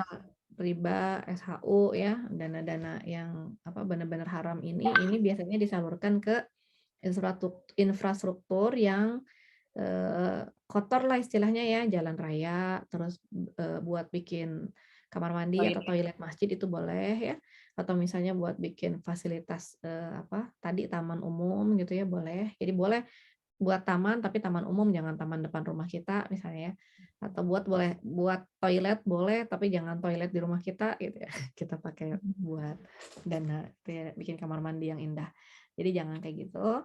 Nah, kalau dana non halalnya itu masih berupa dana yang syubhat ya, dana-dana yang kita nggak yakin aja dapatnya nggak enak, misalnya kayak kita dapat perjalanan dinas kemana, kita ngerasa kita nggak kerja tapi dapat duit dan kita ngerasa nggak enak menerimanya. Nah, kalau dana-dana seperti itu bisa kita salurkan ke orang yang membutuhkan gitu ya. Kayak kemarin ketika pandemi, misalnya kita boleh salurkan itu ke teman-teman yang menjadi korban pandemi ya, apalagi yang ditinggal mati oleh suaminya ya, anak-anak yatimnya itu bisa kita serahkan ke mereka. Intinya bisa dikembalikan lagi ke masyarakat gitu. Yang berikutnya Teh, untuk karyawan yang baru resign, apakah dana jam sostek yang belum dicairkan terkena zakat? Kalau belum dicairkan kayaknya nggak usah ya, nggak terkena zakat karena kita juga apa namanya belum dapat kan ya si dana itu gitu ya, dan kita juga nggak tahu jumlahnya berapa yang bakal kita dapat. Nanti aja kalau udah dicairkan itu kita keluarkan zakatnya. Kalau misalnya nanti dia mengendap jadi tabungan, maka setiap tahun akan kita keluarkan zakat malnya. Yang berikutnya dari Teh Tia, Teh, kalau rumah KPR belum lunas, belum direnov, belum ditempati, bagaimana ketentuan wajib zakatnya? Nah, kalau rumah KPR ini bukan rumah pertama ya, jadi kita sebenarnya udah punya rumah, terus kita ngambil nih ya rumah baru, kita pakai KPR, maka itu statusnya bisa jadi investasi yang kena zakat, apalagi kalau dia belum direnov, belum ditempatin, belum diapa-apain ya. Kita tetap bisa hitung nilainya saja ya, kita tetap hitung nilainya, terus kita keluarkan zakatnya gitu. 2,5% dari harga rumah yang sudah lunas. Jadi misalnya KPR-nya 10 tahun, baru kita bayar 2 tahun gitu ya, dari harga 300 juta kita baru bayar baru punya porsi di situ 50 juta berarti belum kena zakat. Misalnya dari harga 300 juta kita udah punya porsi 100 jutanya berarti ya kita keluarkan 2,5% dari 100 juta itu gitu. Apa jumlah zakat boleh kita bayarkan lebih dari 2,5%? Ya, kalau lebih dari 2,5% dia masuknya ke infak dan sedekah ya. Boleh-boleh aja, bahkan mau sampai 50% juga boleh, tapi yang wajib dikeluarkan zakatnya itu adalah 2,5%. Saya tinggal di luar negeri. Nah, rumah yang di Indonesia kosong, tapi tidak bermaksud investasi. Dikos-kosin tapi kosong juga. Masuk ke yang harus dijakati kah? Nah, tetehnya di luar negerinya ini punya rumah juga ya, atau harus nyewa rumah orang lain gitu. Karena yang harus dizakati itu prinsipnya kalau dia bukan rumah utama ya. Kan ini ceritanya cuma teknis aja, teteh tinggal di luar negeri, sementara rumahnya di sini jadi kosong, tapi sebetulnya teteh nggak punya rumah lagi. Kalau misalnya bisa mah mungkin tetap ditinggalin ya rumahnya gitu. Nah ini dia nggak kena zakat kalau kayak gini. Tapi kalau misalnya tetehnya di sana ternyata juga punya rumah sendiri ya, maka yang ini walaupun tidak niat untuk investasi, secara natural harganya itu pasti naik gitu. Jadi pasti akan jadi investasi gitu ya, pasti akan menambah nilai harta. Maka sebaiknya dikeluarkan saja zakatnya 2,5%. Insya Allah kenaikan harganya itu lebih dari nilai zakatnya, jadi insya Allah pasti masih ketutup gitu. Iya. Teh, kalau misalkan di rumah hanya suami aja yang kerja dan dari dari penghasilannya sudah bisa mengeluarkan zakat. Bisakah zakat penghasilannya diberikan kepada istrinya untuk membayar utang istri? Nggak boleh ya. Tadi dibilang zakat suami itu tidak boleh diberikan kepada istrinya, tidak boleh diberikan kepada anaknya dan tanggungannya. Hutang istri itu harus dibayarkan oleh suami kalau dia adalah hutangnya hutang rumah tangga. Iya. Itu ya, sudah tidak ada lagi pertanyaan? Gimana teman-teman semua sudah Tadi ini puas? rumah pertama Teh Tia yang di luar negeri tadi ya. Ya, karena dia adalah rumah pertama, mungkin bisa plus-plus aja ya kalau misalnya pun dianggap sebagai dana zakat itu dipakai untuk misalnya apa namanya sewa rumah yang di situ gitu ya, yang di luar negeri itu gitu. Iya. Oh iya tuh. Yang ini Teh satu lagi. Teh, kalau zakat rumah itu dari NJOP yang di surat pajakah? Harganya dari appraisal ya, dari harga pasar, bukan dari NJOP. Karena biasanya NJOP itu cuma setengah dari harga pasar ya. Iya, iya. Teh, kalau kita lebih dari 2,5% apa diniatkan untuk zakat dulu yang 2,5%? Iya, Kalau niat zakat itu jangan disatuin sama niat yang sunnah ya, karena yang tadi yang apa namanya yang wajib itu nggak bisa didobel niatnya dengan yang sunnah gitu. Jadi kita tetap niatnya dikeluarin dulu zakatnya. Nanti kalau ada lebihnya berarti kita niatkan itu sebagai sedekah. jadi kita keluarkan aja Teh tanpa perlu diniatkan. Iya, tidak perlu diniatkan bukan tidak perlu diniatkan ya, berarti itu niatnya udah sedekah sisanya itu gitu. Misalnya saya membayar zakat nih 1,5 juta, dibolotin aja deh jadi 2 juta, sisanya sedekah. Ya udah, berarti kayak gitu niatnya. Nah, ini masih pertanyaan Teh Kenny ya. Kalau rumah keduanya ditinggali oleh ibu, harus bayar zakat juga nggak? Tadi ya, prinsipnya kalau rumah itu dimanfaatkan, maka dia tidak kena zakat ya. Mau dipakai sama ibu, mau sama keluarga, sama sahabat, sama siapapun juga, selama dia bermanfaat, maka tidak keluar zakatnya. Tidak wajib dikeluarkan zakatnya. Yang berikutnya Teteh mau follow up soal zakat ke mertua karena kebiasaan kasih dan seperti menanggung. Apa tidak demikian mertua tersebut jadi tanggungan suami yang tidak boleh dijakati? Ya, tetap aja ya, karena statusnya dia itu bukan tanggungan. Jadi kalaupun kita mau memberi kepada mertua, itu bukan karena kita berkewajiban menanggung mereka gitu ya. Tapi kalau mereka memang duafa ya, maka boleh mendapatkan dana zakatnya tadi. Cuman ya kalau bisa sih dikomunikasikan dulu. Kalau misalnya nggak masalah, merekanya ya nggak apa-apa kita jadikan itu sebagai penyaluran zakat kita gitu. Tapi kalau bermasalah lebih baik jangan gitu. Kan nggak enak nanti ya jadi berantem sama keluarga besar cuma gara-gara kita berbuat baik kan. Jadi aneh kan gitu.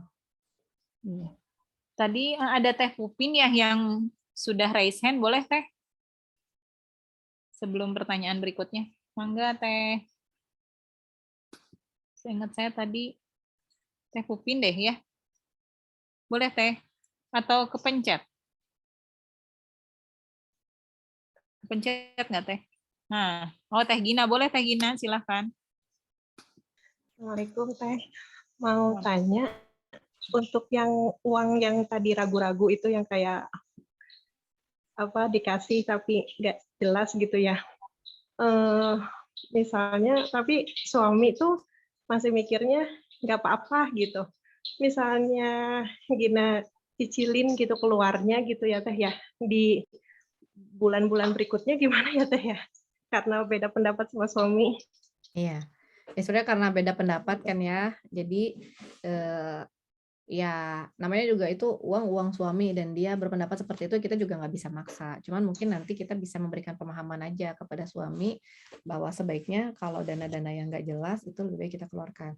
Nah, kalau misalnya Teh Gina nanti ada kesempatan nih untuk mengeluarkan dana pura-puranya misalnya karena kita ingin infak atau apa, ya dana yang itu bisa ikut dikeluarkan aja. Jadi kita sisihkan dan kita sampaikan kepada suami bahwa saya mau infak ini segini gitu. Nggak usah bilang-bilang sama suami bahwa itu dari dana yang bikin beda pendapat tadi gitu ya, ntar malah berantem. Ya, Tapi kalau misalnya lama-lama ya, udah bisa misalnya. dipahamkan, insya Allah mudah-mudahan lama-lama juga akan kerja bareng-bareng untuk sama-sama membersihkan hartanya, insya Allah. Amin. Ya Teh. Teman Teh, kita kayu. Wah iya. Tadi ada, nah ini Teh Gina udah ya. Ini TUT siapa ya? Boleh Teh? Halo Teh Feti. Saya mau nanya yang kalau fidyah itu kan kalau misalnya 75.000 karena standar luar negeri itu kan bisa sembako. Nah kalau fitrah kayak misalnya sama kalau dirupiahin misalnya 200.000 nih Teh. Nah tapi pengennya tuh kayak beras itu gimana ya Teh, berasnya sekarung gitu maksudnya? Tetap saya beliin berasnya segitu biasanya. Jadi dia nggak pakai harga sini. Jadi dikonversinya beras di sana saya kirim ke sini, dikirim ke sini jadinya berkembang-kembang ya. Justru lebih manfaat ya kalau buat di sini gitu. Tapi ke satu orang ya Teh? Maksudnya ke satu nggak harus ke satu orang kok, cuman dia dari satu orang gitu. Jadi misalnya satu orang nih zakatnya 200.000 misalnya ya, karena zakat fitrahnya 200.000, ada 4 orang misalnya, jadi 800.000 ya saya beliin beras, dapat berapa karung, berasnya sih bisa dibagi-bagi gitu ya ke beberapa orang duafa yang lain. Gitu. Yang penting kan yang ngasihnya dulu yang berniat gitu. Nah, satu lagi yang belum ngerti itu yang kalau misalnya nisab sama haul misalnya Teh, kasusnya saya misalnya saya memataknya kan tiap Ramadan yang kalau misalnya nisabnya mencapai 80 juta misal. Nah tapi pas diakumulasiin pas udah 1 tahun itu gimana ya, 100 juta ada kelebihan, jadi maksudnya berapa sih jumlah yang harus dikeluarkan? Apakah pas nisab itu setahun? Apakah total uang yang ada sekarang pas mau misalnya kayak gimana ya Teh? Kayak tiba-tiba dapat uang 50 juta gitu Teh. Kayak misal kalau saya keluarin dari saldo yang ada Teh. Jadi kayak misalnya saya punya uang nih ya, udah masuk nisab Ramadan kemarin 85 juta misalnya ya. Terus di awal Ramadan kemarin tiba-tiba dapat hadiah nih dari anak saya 100 juta. Jadi ketika saya mau ngeluarin dana zakat, saya keluarin jadi 185 juta gitu. Walaupun yang 100 jutanya dia belum, karena haulnya itu udah dihitung dari sejak kita mencapai nisab tadi gitu. Oh iya, mengerti Teh. Mohon sudah mengerti pertanyaan Pak Buyut. Iya. Ada lagi yang raise hand? Nggak ada ya? Berarti dari pertanyaan lagi ya. Tadi yang belum dijawab, mana tadi ya? Sebentar. Ada rumah yang biasa disewakan, tapi kosong udah lebih dari setahun, tidak ada yang nyewa. Bagaimana zakatnya, Teh? Tetap ya dari dari biaya sewa, karena itu kan juga tidak diniatkan untuk karena memang dia itulah rumah yang memang diniatkan untuk disewakan ya, cuman karena kebetulan aja belum ada yang nyewa, sebetulnya jadinya tidak kena zakat. Nanti kalau misalnya ada yang nyewa lagi baru dikeluarkan zakatnya gitu, dari yang sewa tadi gitu. Kalau tanahnya tidak dimanfaatkan tapi nilainya tidak sampai pada nisab 85% emas. Apa harus dijakati? Ya enggak lah, kan syarat zakatnya itu kalau sudah sampai 85 gram emas. Kalau enggak nyampe berarti dia enggak masuk nisab, enggak wajib zakat. Misalnya punya tanahnya 2 pot gitu ya, nganggur ya enggak usah zakat. Iya. Teh, kalau tanah tidak digunakan, tapi rencana mau dibangun rumah, cuma belum dimulai pembangunannya, apakah wajib dijakati? Nah, yang kayak gini nih agak-agak bahaya, apalagi kalau rumahnya di Kemang gitu ya, atau di Sudirman, Jakarta gitu ya, yang semeternya bisa 50 juta. Ya memang akhirnya kena zakat kalau seperti ini, karena dia jadi idle. Mungkin kalau misalnya si tanah ini mau dibangun tapi belum bisa dibangun, bisa dimanfaatkan aja lah, apa ditanamin dulu gitu ya, atau dipakai buat bisnis dulu misalnya, atau bangun gudang dulu buat nyimpen barang atau apa gitu. Jadi masih dimanfaatkan aja. Sayang soalnya kalau sampai tidak termanfaatkan selama bertahun-tahun, sementara banyak orang lain juga yang butuh tempat tinggal gitu. Teh masih bisa titip zakat fitrah ke teteh untuk dikonversi ke beras? Masih ya teh ya? Bisa ya, masih ada waktu beberapa hari. Jangan mepet-mepet aja kalau zakat fitrah terutama ya. Soalnya hari H gitu ya. Oh, jangan gitu ya. Nanti toko berasnya udah pada tutup. Iya, iya. Ada yang raise hand? Kalau azan masih ada sekitar 6 menit lagi. Masih ada? Kalau enggak kita ngobrolin tentang wakaf buku ya teh ya. Mohon teh mangga. Teh bisa nge-share screen yang Peti kirim nggak? Tadi ke Teh DJ juga udah ngirim. Dari DJ bisa nggak dari DJ? Jadi gini ya, Umahat atau teteh-teteh mungkin ya, kenapa Gentara sendiri membuat program wakaf rombongan. Jadi wakaf rombongan itu sendiri awalnya sih kita niatnya wakaf per orang satu paket gitu. Jadi saya biasa ke orang itu misalnya saya lihat dia udah nggak punya anak kecil, terus juga dia bilang saya mah buat apa beli buku gitu ya. Tapi ketika saya ungkapkan ini dengan membeli buku ini, insya Allah akan bermanfaat banyak karena kita akan serahkan ke taman bacaan yang di situ banyak sekali orang-orang yang membutuhkan. Nah, dari situ dia tertarik, akhirnya dia membeli satu paket dan kemudian diwakafkan. Itu terjadi kan ketika belum pandemi ya. Jadi beberapa lah saya lihat banyak orang-orang yang saya mau beli kemudian tolong diwakafkan gitu, yang seperti itu. Nah, kesininya ketika mulai pandemi banyak orang yang lebih banyak orang yang merasa susah gitu untuk berwakaf padahal dia sendiri ingin berwakaf gitu. Dan dari sini karena kita mengetahui di 10 hari terakhir itu maka kita buat program wakaf lebih dari 1000 bulan karena memang begitu yang diungkapkan di dalam Quran surat Al-Qadar ayat 3, malam kemuliaan itu lebih baik dari 1000 bulan. Jadi kenapa kita membuat program wakaf ini? Selanjutnya Teh. Jadi kita ingin melengkapi ibadah-ibadah yang lainnya.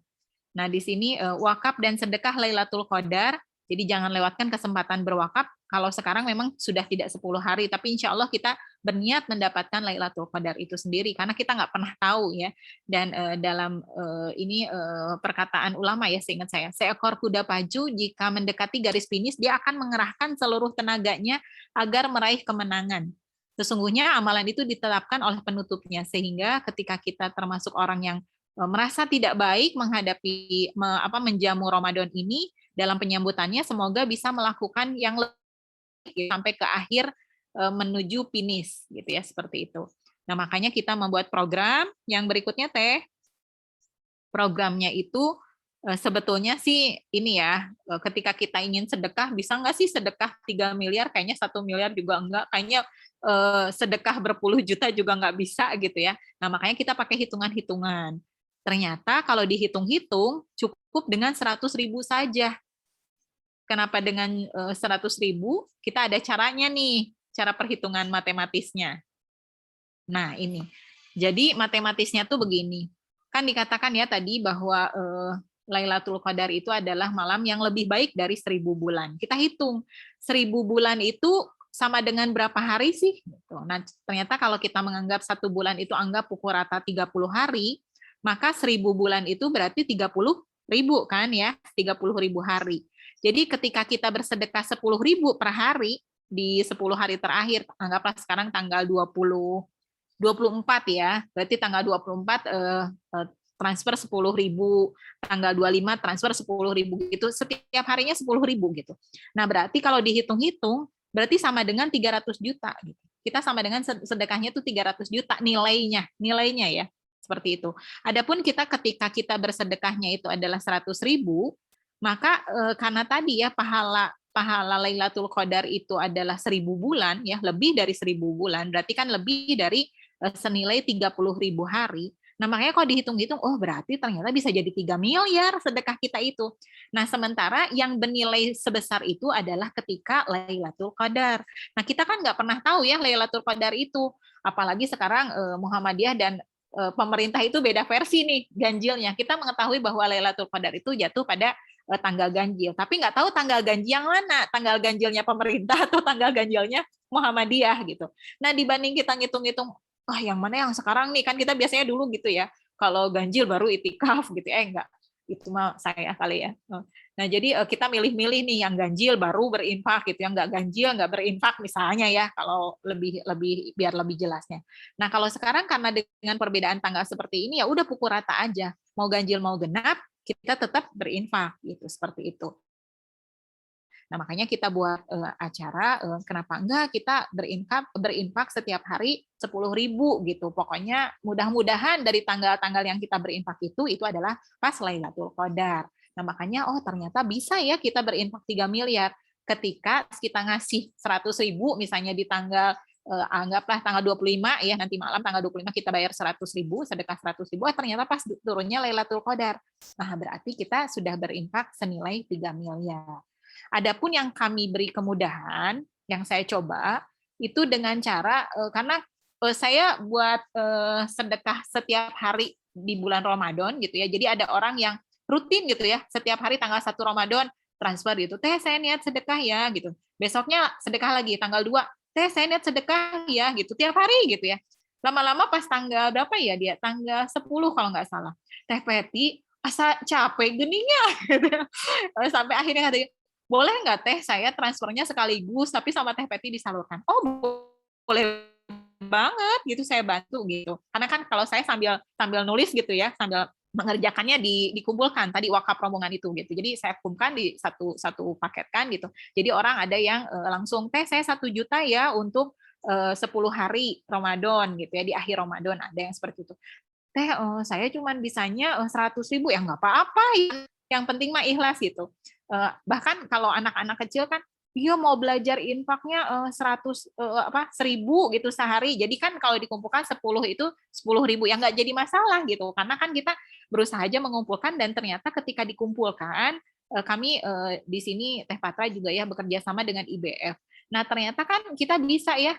Oh, ternyata bisa akhirnya itu ketika dikumpulkan per hari ini kita bisa wakaf keranda jenazah gitu. Kan nggak nyangka ya dari uang 1.000 jadi bisa ikutan berwakaf gitu kan. Terus ada juga teh saya 10.000 gini jadi bisa ikutan berwakaf keranda jenazah, atau misalnya ada juga wakaf kursi roda. Jadi kita buat perharinya itu beda-beda gitu. Dan memang salah satu di antaranya selain dari wakaf-wakaf itu kita juga wakaf buku Sigma Dea Insani, wakaf buku Siroh. Karena harapan kita yaitu tadi ya, setiap huruf yang dibaca atau dibacakan kelak akan menempel ya, kelak akan hadir di hati anak-anak kita, anak-anak yang membacanya, bagaimana mereka mencintai sedikit demi sedikit kepada Allah, kepada Rasulullah, gitu, seperti itu. Jadi mudah-mudahan harapan-harapan kita kan kita bisa tahu ya bahwa Indonesia sendiri dari hitungan 50 negara, ranking kita adalah ranking kedua terbawah gitu. Ini kan sangat miris. Apalagi ya memang membaca itu belum menjadi sesuatu yang dicintai. Nah, program ini mudah-mudahan, tadi yang ada pertanyaannya, gimana kalau sudah lapuk? Ya mudah-mudahan ketika bukunya sering dibacakan, walaupun sudah lapuk, akan tumbuh generasi-generasi yang mencintai Allah dan Rasul-Nya. Jadi kalau di sini para sahabat menginginkan ikut beserta bekerja sama mengikuti wakaf buku, boleh nanti ke rekening Teh Patra saja ya Teh Patra ya, karena yang Teh Patra lebih dikenal. Jadi misalnya, Teh saya ini untuk 6 hari ke depan, 7 hari mungkin ya, 6 atau 7 ya, 6 hari ya. 6 hari ke 6. depan teh saya mau dikumkan aja ya teh 6 juta misalnya, jadi seharinya 1 juta, atau misalnya teh saya 600.000 berarti seharinya 100.000 gitu, atau 60.000 berarti seharinya 1.000, kayak gitulah. Silahkan teman-teman kalau mau seperti itu bisa langsung ke rekeningnya Teh Patra ya. Mudah-mudahan insya Allah akan kita salurkan, karena di Rumah Gentara sekarang sudah ada 42 titik. Ada yang dari Aceh, ada yang di Riau, di Dumai, gitu ya, banyak sekali. Itu mungkin Teh sebagai bewaranya, mudah-mudahan bermanfaat dan menjadi amalan buat kita. Mudah-mudahan kita mendapatkan Lailatul Qadar, insya Allah. Ya. Alhamdulillah, amin. Mangga, gimana? Iya, Kalau alhamdulillah Teh Feti ya. Jadi insya Allah tadi ya untuk wakaf buku nanti akan kita salurkan melalui Rumah Gentara ya. Sekarang baru ada 41 titik sih dari sekian ribu 42, kota Teh. di Indonesia. 42 ya. Dari Kalau sekian di luar negeri mau juga bisa Teh Patra. Di Iya. sini kalau misalnya teman-teman mau juga buka boleh. Nah, kalau teman-teman ingin mengelola Rumah Gentara, nanti bisa japri aja Teh ya. Mudah-mudahan nanti kita akan sama-sama bentuk Rumah Gentaranya, dan kita usahakan juga wakaf bukunya insya Allah. Jadi bisa mempercepat ya terbentuknya rumah-rumah Gentara di kota-kota yang ada di Indonesia. Targetnya sih setiap kota tuh ada beberapa titik gitu ya, biar manfaatnya juga lebih terasa untuk anak-anak. Ya, gitu ya. Betul. Iya, boleh Teh. Ya, sedikit menutup, karena bagaimanapun juga ketika kami berusaha mewakafkan buku ke orang-orang yang tidak jelas gitu ya, dalam artinya nggak tahu, nggak kenal gitu, tiba-tiba kan suka kayak gitu ya, boleh dong minta dikirim bukunya, tapi ketika diminta dokumentasi kegiatannya nggak ada gitu. Makanya kita buat komunitas Gentara ini diantaranya supaya ada PJ penanggung jawab yang memegang taman bacaan gitu. Jadi sebulan sekali lah kita pantau gitu apakah ada kegiatan atau enggak. Itu sih biar menjaga amanah dari para wakaf gitu ya, seperti itu. Ya, kalau tidak ada pertanyaan, Mangki, kalau nomor rekening boleh aja Teh ditulis aja ya sama Teh DJ, atau ya boleh sama Teh DJ ya, nomor rekeningnya bisa ditampilkan mungkin Teh, atau disebutkan. Di sini di Bandung sudah azan, kita tutup saja. Oh, ada tuh ya, sudah ada ya nomor rekeningnya. Silahkan dilanjutkan. Kita tutup saja dengan membaca hamdalah. Alhamdulillahirabbil alamin, astagfirullahaladzim, astagfirullahaladzim, astagfirullahaladzim. Kita tutup saja dengan subhanaka Allahumma bihamdika asyhadu an la ilaha illa anta astaghfiruka wa atubu ilaik. Wassalamualaikum warahmatullahi wabarakatuh. Mohon maaf. Assalamualaikum warahmatullahi wabarakatuh. Ya, rekeningnya rekening muamalat 9066836599. Ya, silahkan ya. Mungkin itu saja teman-teman sekalian. Saya ucapkan banyak terima kasih. Partisipannya banyak ya, alhamdulillah. Mudah-mudahan bermanfaat ilmunya dan menjadi amalan yang berlipat ganda. Jazakallah khairan katsira juga buat Teh Patra yang saya jarang ngasih perhatian nih Teh dengan keilmuannya, padahal kalau dibayar malah akan kebayar lah pokoknya. Mudah-mudahan senantiasa sabar mengikuti kita yang banyak nanya. Siap, insya Allah. Alhamdulillah. Harusnya tadi ditarif ya, satu pertanyaan berapa gitu ya. Benar Teh, wah tadi banyak pertanyaannya. Insya Allah. Teman Teh Feti. Sami-sami. Boleh tutup Teh DJ. Matur nuhun ya buat Teh DJ juga. Salat